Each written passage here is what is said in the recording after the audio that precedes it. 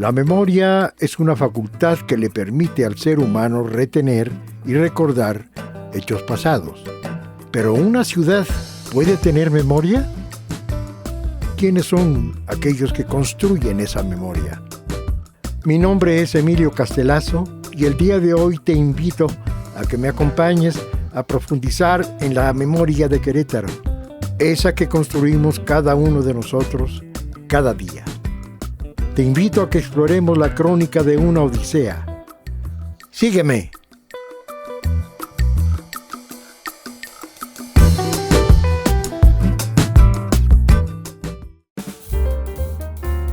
El día de hoy platicaremos con el arquitecto Luis Martínez del Campo. Egresado de la Academia de San Carlos, Luis fue parte del equipo que llevó a cabo la construcción del Estadio Azteca en la Ciudad de México. Acompáñame a descubrir su odisea.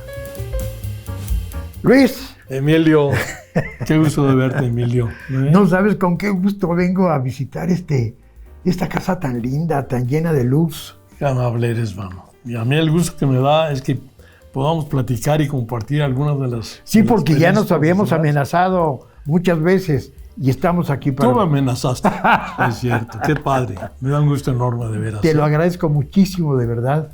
Y tenemos mucho que platicar. Eres un hombre, un profesional con un gran historial. Qué amable eres, man. Y la verdad de las cosas es que vamos a tener una charla muy hermosa. No, me va a dar un gusto enorme poder recordar y compartir todo aquello, algunas cosas importantonas que me tuvieron atrapado un buen rato en el campo. Importantonas, dices, no, son chonchas. Vamos por partes. Claro. ¿Tú dónde naces, Luis? En la Ciudad de México, en 1934, el 6 de noviembre. 1934. 34. Sí, es la prehistoria, claro. Pues ahí andamos más o menos empatados tú y yo. Pero vivitos y coleando, ¿verdad? Eso, afortunadamente. Muy bien. ¿Dónde naciste específicamente? Nací en la casona de mis padres. Bueno, nací en lo que fue la primera casa de mis padres, en la calle de Guadalquivir. Ahí en la colonia Cuauhtémoc, cerca del Ángel de la Reforma. La casona paterna, que era muy padre. Ahí fueron mis primeros años, mi niñez, y con gratísimos recuerdos. Una de esas casonas que hacían en esa época un poquito neocoloniales de principios del siglo XX, la hicieron un par de ingenieros muy amigos de mi padre, paz descansen, pero era un laberinto, mano. O sea, encontrar algo allí era terriblemente difícil. Eran casas chonchas, grandes, sí, señoronas. De tal manera que esa zona en particular de la colonia... De la colonia Cuauhtémoc. De la colonia Cuauhtémoc. Yo me acuerdo haber estado cerca, viví como 3 años en la calle de Lerma. Ah, pues muy cerca. Muy cerquita. Y había casas preciosas. ¿Dónde estudiaste tú? Estudié mis primeros años de kinder, etcétera, los 2 primeros de primaria. Era una academia inglesa, se llamaba la Academia Monroe, estaba en la calle de Abre. Y pues ahí fueron mis primeras enseñanzas. De ahí me seguí el resto de la primaria, secundaria y preparatoria en una escuela que probablemente todavía existe, no lo sé, se llamó el Cristóbal Colón. Colegio Cristóbal Colón. Sí, feliz. De gran tradición. Sí, muy bien ubicado en aquella época. Bueno, como te decías, vivíamos ahí cerca del Ángel, en la calle de Guadalquivir, y era caminar al Colegio Cristóbal Colón, que estaba en Sadi Carnot, los tres ramos, primaria, secundaria y preparatoria, estaban en Sadi Carnot. Era una escuela. Era padre, y eran unas caminatas sensacionales en aquella época, en un México muy padre, hermano. Muy nostálgico, ¿no? En una ciudad que se podía vivir estupendamente bien, ¿no? Sin los riesgos, ni la violencia, ni la agresividad que tiene. Ni todo lo que hoy tiene una, ¿no? Ciudad de 20 millones de habitantes. Fíjate que esa agresividad, esa violencia, esa densidad, esa vorágine del cotidiano devenir de la Ciudad de México fue la que nos sacó de ahí. Hace 7 años, Araceli y yo, realmente, ya con los hijos casados básicamente, Luis Miguel ya viviendo en Querétaro, pues nos hizo ojitos la ciudad de Querétaro, man, que es un lugar estupendo para vivir. Para vivir es una calidad de vida extraordinaria. Todavía hoy es una calidad de vida muy, muy aceptable, a pesar de que ya tenemos... Ya empiezan algunos signos de densidad, pero la calidad y la calidez de la población de Querétaro es padrísima. Se siente todavía un ambiente un poquito rural, muy acogedor de la gente, ¿no? Oye, platícame cómo llegaste a este mundo del quehacer arquitectónico. Bueno, en realidad... mis padres querían que fuera médico, porque no había médico en la familia. Habíamos tenido uno de cabecera que fue una maravilla. Se llamó el doctor Pablo Lavista, tenía un diagnóstico extraordinario. Siempre se equivocaba, no es cierto, era maravilloso este cuate. Y querían que fuera médico. Sin embargo, desde muy chico, desde la primaria, me gustaba mucho dibujar. Dibujaba yo muchísimo. En la secundaria tuve problemas porque hacía caricaturas de mis amigos que no les gustaban, en fin. Y en la prepa ya había que decidir un ramo, un género vocacional. Fue donde dije, vámonos, voy a la arquitectura, ¿no? Arquitectura. Aunque querían que fuera médico.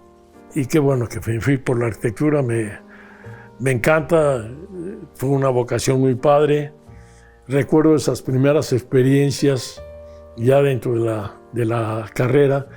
El primer acceso a San Carlos, a la Academia de San Carlos, que es un estupendo, todavía existe la Academia, ¿no? Es una maravilla. Enclavada en el centro histórico, en la calle de Academia. Es un palacio neocolonial imponente, precioso. Es un proyecto vetusto como el sol. Entonces, cuando entré, me di cuenta de eso, estaba yo entrando a la realidad de los sueños y de los ensueños, ¿no? De la creatividad sin límites, inspirado por Frank Lloyd Wright, por Le Corbusier, por Niemeyer, por los grandes monstruos de aquella época. Éramos muy afortunados, ¿no? En aquella época, incluso llegar de la casona a la academia que estaba en el centro, se tomaba un camioncito en la Reforma que nos dejaba en el Zócalo y a una cuadra estaba la academia. Era muy manejable, el camioncito, muy era un café, el café. Los cafés del centro, que era una que maravilla. Era el centro que iba por toda Reforma, de ida y de regreso. Ah, sí, estaban los Juárez Loreto, que eran café, y el blanco también, que iban a Polanco, Anzures, todo aquello, era padrísimo. Era sensacional.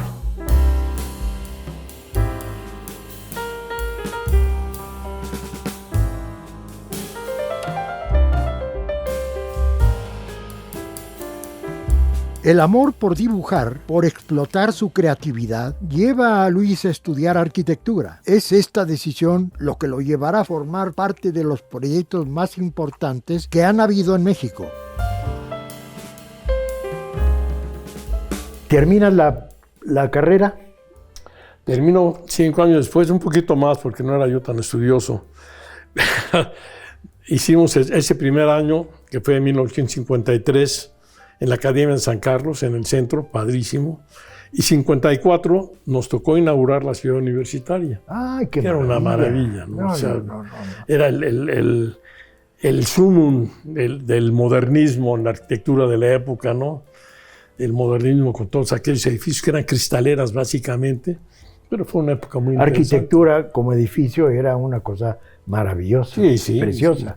México se sumó en un punto muy relevante a nivel mundial con la arquitectura modernista. Siendo estudiante, ¿tuviste oportunidades de encontrar oportunidades de trabajo, de ubicarte en algún despacho? Sí, para nosotros era importantísimo iniciar la carrera, el aspecto vocacional, y acompañado de un ejercicio de prácticas. Era entrar a algún despacho de arquitectos. Tuve la suerte enorme de poder entrar al de Ramírez Vázquez y Mijares, que estaban en la avanzada. En el momento eran 3 o 4 firmas de arquitectos importantes en aquella época, y una de ellas era la de Ramírez Vázquez y Rafael Mijares. Entonces, ahí eso fue muy curioso, porque en la embriaguez, en la fiesta de recepción, fue sensacional, ¿no? Y ahí al final me acuerdo que ya había un pequeño grupito, ya andábamos todos medio giros, y estaba un gran amigo mío de la carrera, que en paz descanse, y me llamó aparte y me dijo, oye Luis, ahorita que terminaste, mi tío, el Güero González del Sordo, que era el director de la Unidad Artística y Cultural del Campo Marte, ¿cómo se llama? Sí, ¿verdad? Sí, el Auditorio Nacional. El Auditorio Nacional. Que está juntito. Está sí. pegadito, sí. Y es muy amigo de Pedro Ramírez Vázquez, un arquitecto ya destacado en aquel momento.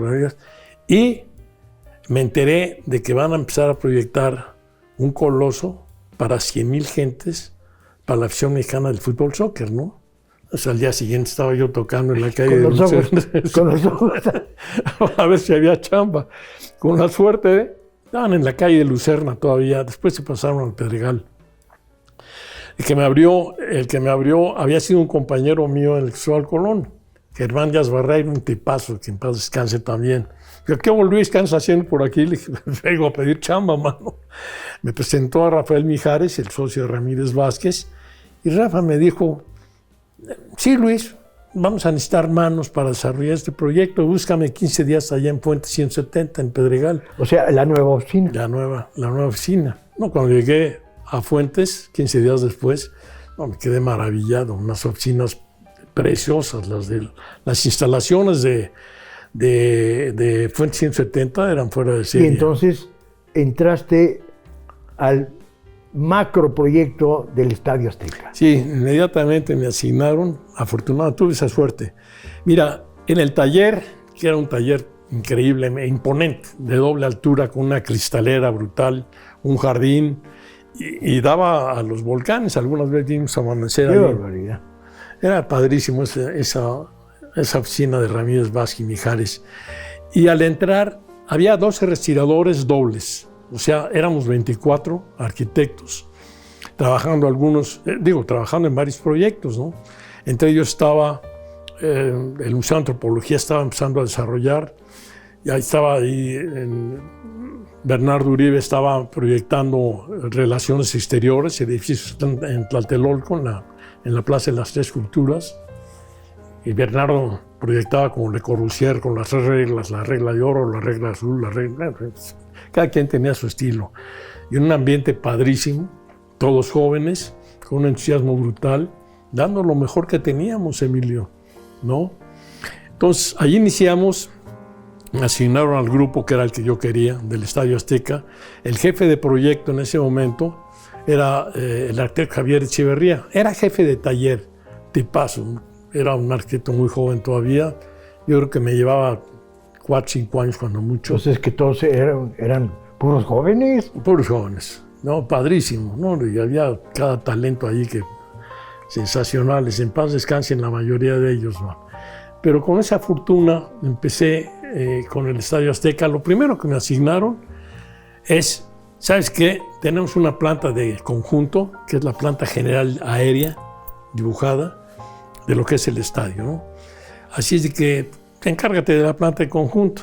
Pues al día siguiente estaba yo en el terreno de Santa Úrsula, estacioné el carro y lo primero que me llamó la atención fue la barda que tenía enfrente de todo el terreno, con 2 callejones, uno de 20 y uno de 40 metros, y hasta atrás se veía un cantil de roca enorme, inmenso, producto del Sirtle, hace 1600 años. Y dije, puede ser esto, no puede ser, hermano. ¿Qué terreno compraron estas gentes, man? Con una barda enfrente. Ya me habían dicho que nada más tenía 2 entradas, pero yo no me imaginaba esa aberración, ¿no? Entonces fue un reto brutal.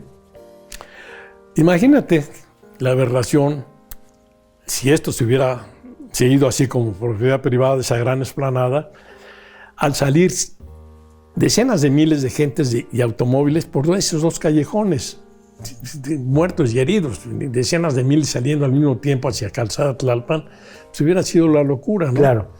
Entonces, no sé si ya lo comenté, trataron de comprar, la firma le dijo a Azcárraga y a Cañedo, oigan, cuidadete, hermano, esto va a ser un caos, ¿no? Bien funcionando. Le trataron de comprar la explanada a la señora, no, pues qué va. Sabía perfectamente las posibilidades comerciales que tenía, no iba a vender nunca.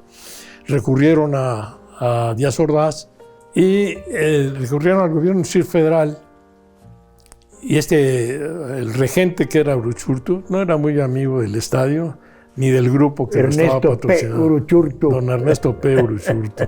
Era bravo, ¿no?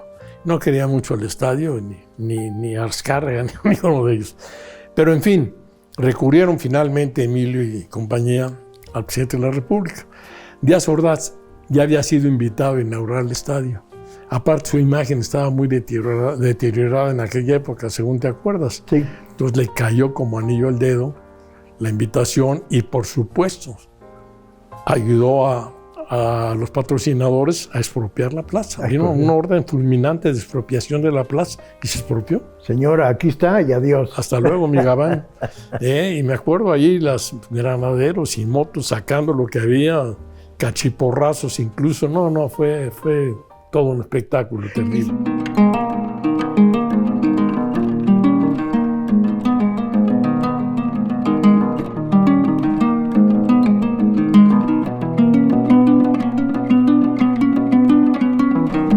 Mira, Emilio, este es un dibujo de la cúpula que operó los Juegos Olímpicos. Abajo está con el uniforme de Superman en México 68, Pedro Ramírez Vázquez. La caricatura la hizo Alberto Isaac, que estaba en el comité organizador comisionado para hacer la película oficial. Y representa aquí a la pirámide, la cúpula operativa de los Juegos Olímpicos de México 68. Ramírez Vázquez, Manolo Noriega, su secretario particular, Alejandro Ortega San Vicente fue el secretario general, Enrique Álvarez del Castillo, el oficial mayor, Rafael Solana, encargado de prensa y todo eso, y aspectos culturales. Era periodista, sí. Raimundo Cuervo, que era el director de prensa nacional e internacional. Óscar Urrutia, arquitecto. Este fue el gobernador de la Villa Olímpica, Javier Miranda. ¿En la parte superior está una mujer? Sí, la única... está Diana Salvat primero, pero hablemos de la que tú preguntas. Ella es Beatriz Trublot, todavía vive. Fue la encargada de llevarla... De las publicaciones olímpicas en una gran calidad. Está Eduardo Terrazas también por aquí, mira, no me acuerdo. Eduardo Terrazas tenía en el comité organizador el departamento de diseño, identidad olímpica, que era diseño, todo lo que vean ustedes de imágenes. Imagen, es él. Y Beatriz en publicaciones internacionales. ¿Dónde estás tú? Aquí estoy sosteniendo a Adolfo López Malo, que era el director del control del programa, Alberto Busali, el encargado de transporte. Aquí está mi compadre, Héctor Ortega San Vicente. Héctor era el director administrativo, por eso está con su maquinita haciendo y fabricando dinero porque quebramos a medio camino.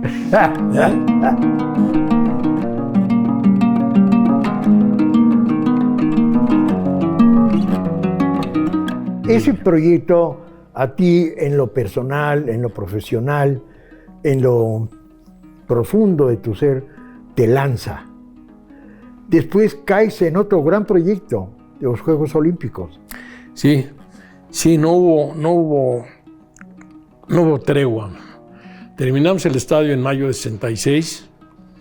A Ramírez Vázquez lo nombran presidente del comité organizador para los Juegos Olímpicos de México un par de meses después, un mes y medio después, en julio del 66. Y lo primero que hace pues, es formar su equipo ejecutivo y a mí me llama inmediatamente, ¿no? Me dice, te haces cargo de las instalaciones olímpicas. Ya traía yo sello de fábrica con el Estadio Azteca. Así es que no hubo ¿Ya tregua. encarrerado el ratón? Yo pensaba en ese momento, de al terminar el estadio no hubo tregua, fue terrible. Fueron, entre proyecto y obra de 61 a 66, fueron 5 años y medio, por ahí sin pausa. No tuve más vacación que en 63. Estos dos grandes proyectos son los únicos realmente grandes que tuviste en tu vida como profesional. Déjame ver. Qué mal me vio ahorita, ¿no? Déjame ver. A ver cuántos más, ¿no? Mira, en el aspecto deportivo hubo retos muy interesantes. Hubo uno que me encargaron Igual Azcárraga y Cañedo y compañía me presentaron ante los medios como el arquitecto, los medios nacionales, como el arquitecto que se va a encargar de implementar todos los estadios para la Copa Mundial de México 70. ¿Te acuerdas que México tuvo la Copa Mundial en 70? Claro. Entonces me encargaron el acondicionamiento de todos los estadios, los centros de prensa, y eso fue un reto padrísimo, porque me lo encargaron 3 meses antes del evento. No me digas, sí, 3 meses antes. 3 o 4 meses antes, entonces teníamos el tiempo encima. Logré formar un equipazo sensacional y con esos grupos pudimos sacar adelante tanto la implementación como después el auxilio de operación de los estadios en las 5 sedes.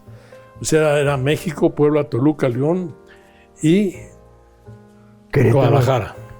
Querétaro no estaba, ¿no? No fueron esas 5 sedes. No, fue el Mundial de 86. Pero muy interesante, muy padre.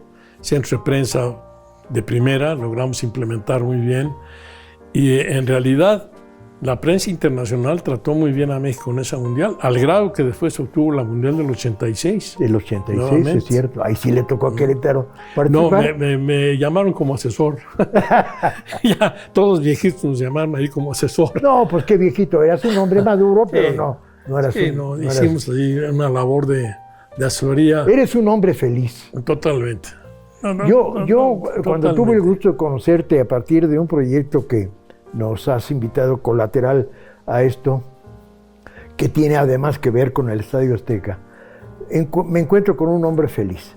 Sí, gracias. Un hombre con una actitud de una positividad y de una alegría por hacer. Qué amable eres, man. Pero sí, me identifico con lo que dices. A mí me gustaría que dieras un mensaje a los jóvenes. Con mucho gusto, ojalá y pueda servir de algo, no lo sé. Pero el primer punto sería la referencia a la familia, ¿no? La familia es el punto de partida en lo personal y prácticamente en toda ella. La familia es lo primero. Y ahí nace, yo creo que nace la estabilidad del individuo, ¿no? Su solidez, su confianza, su estabilidad nace en un hogar unido, en un hogar donde el amor es el aspecto principal que la mueve, ¿no? Después de eso, pues sí viene el aprendizaje, que en mi caso personal tuve la suerte de ir llevado de la mano en el aprendizaje. No hubo mayores adversidades en mi niñez ni en mi juventud que me impidieran realmente luchar demasiado por llegar por acceder al aspecto docente, al aspecto cultural, al aspecto de conocimientos, ¿no? O sea, por ese lado, pues he tenido mucha suerte. El segundo punto que yo quisiera mencionar es, hay muchos tiempos o aspectos o circunstancias en la vida que te mandan para abajo. Te encuentras piedras, muchas veces nos las fabricamos nosotros mismos, somos especialistas en meternos obstáculos en nuestro camino, ¿no? Así es. Pero muchas nos las ponen las circunstancias, a veces los enemigos, y a veces los amigos, y a veces la vida misma. Sí. Entonces, ahí es donde se demuestra también, y muchas veces cuesta mucho trabajo, el coraje. El coraje debe ser un aspecto básico, principal, para seguir adelante, ¿no? Hoy hay una expresión en la actualidad que dice, échale ganas. Échale ganas es sacar el coraje. Y esa está complementada por algo que tenemos muy firme en esta familia, que es, ten confianza. Pero esa confianza es a Dios confiando y con el mazo dando, ¿no? Eso tiene que implicar que si no te mueves no hay mayores milagros, ¿no? Los milagros vienen con la acción. Exacto. Aquí nadie regala nada. Búscalo. Así es. Échele ganas.